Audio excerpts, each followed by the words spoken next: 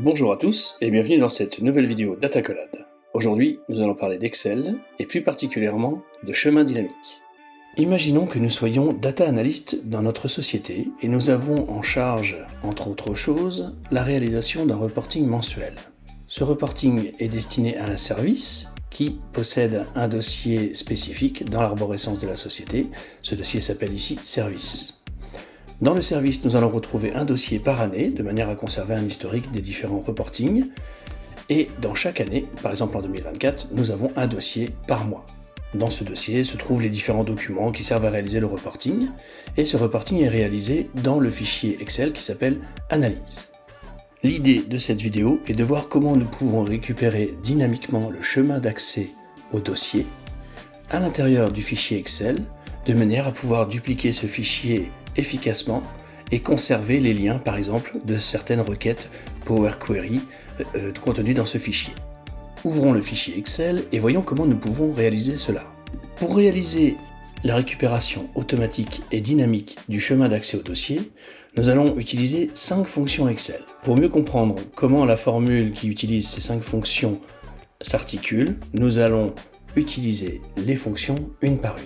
Commençons donc par la première fonction. Il s'agit de la fonction cellule que certains d'entre vous connaissent peut-être déjà. Je commence donc à taper cellule. Et là, nous voyons que nous avons la possibilité de choisir différents arguments pour cette fonction. Et l'argument qui va nous intéresser aujourd'hui, c'est nom fichier. Je sélectionne mon fichier, je ferme la parenthèse et j'appuie sur Entrée. J'obtiens le chemin absolu qui mène non seulement au dossier qui contient notre fichier, mais également au fichier en lui-même, analyse.xlsx, et même l'onglet dans lequel se trouve la cellule active. L'étape suivante, c'est de pouvoir supprimer le nom du fichier et de l'onglet, car nous n'en avons pas besoin, nous souhaitons simplement récupérer le chemin absolu vers le dossier qui contient notre fichier. Pour cela, quelques étapes sont nécessaires.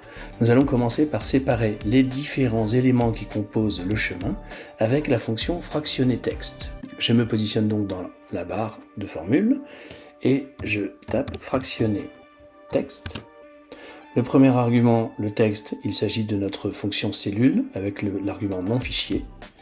Le délimiteur, eh bien, c'est un anti-slash dans le cas qui nous intéresse. Je le mets entre guillemets car c'est une chaîne de caractères. Je ferme les guillemets, je ferme la parenthèse et j'appuie sur Entrée. Et là, nous voyons que chaque composant de notre chemin a été séparé et se situe maintenant dans une cellule. Alors vous voyez, la fonction fractionner texte est une fonction dynamic array, c'est une fonction matricielle. Elle réside dans la cellule B2, mais elle se propage jusqu'à la cellule H2, chaque cellule contenant un élément du chemin. Nous pouvons considérer le résultat obtenu comme une liste. Ceux qui font de la programmation Python ou R savent de quoi je parle. Considérons donc tous ces éléments comme une liste, et l'idée maintenant pour nous, c'est de supprimer le dernier élément de cette liste. Et pour cela, nous allons utiliser la fonction exclure. Je retourne dans la barre de formule, je tape exclure, tabulation. Notre tableau, eh bien, c'est le résultat de la fonction précédente. Nous n'avons pas de notion de ligne, là, puisque tout s'est propagé en colonne. Donc je peux sauter cet argument. Il n'est pas entre crochets, mais il peut être omis dès l'instant que l'on renseigne l'argument suivant. Donc c'est dans l'argument colonne que je vais renseigner cette fois-ci l'élément que je veux supprimer. Nous souhaitons supprimer un élément qui se situe à la fin, donc nous allons faire -1. Je ferme la parenthèse et j'appuie sur Entrée. Et là, nous voyons bien que nous n'avons plus que 2024, nous n'avons plus le nom du fichier, et ni de l'onglet d'ailleurs, dans lequel se situe notre cellule. Il convient maintenant de procéder au rassemblement de ces différents éléments pour reconstituer le chemin d'accès. Pour cela, nous allons utiliser la fonction joindre texte, qui est particulièrement efficace dans ce cas de figure. Je retourne dans la barre de formule, je tape joindre texte. Le premier argument, le délimiteur, eh bien, il faut utiliser le même délimiteur que celui qui nous avait été proposé tout à l'heure, c'est-à-dire l'anti-slash. Je le mets à nouveau entre guillemets, anti-slash, je ferme le guillemet, point virgule. Deuxième argument, on me demande si je souhaite ignorer les cellules vides.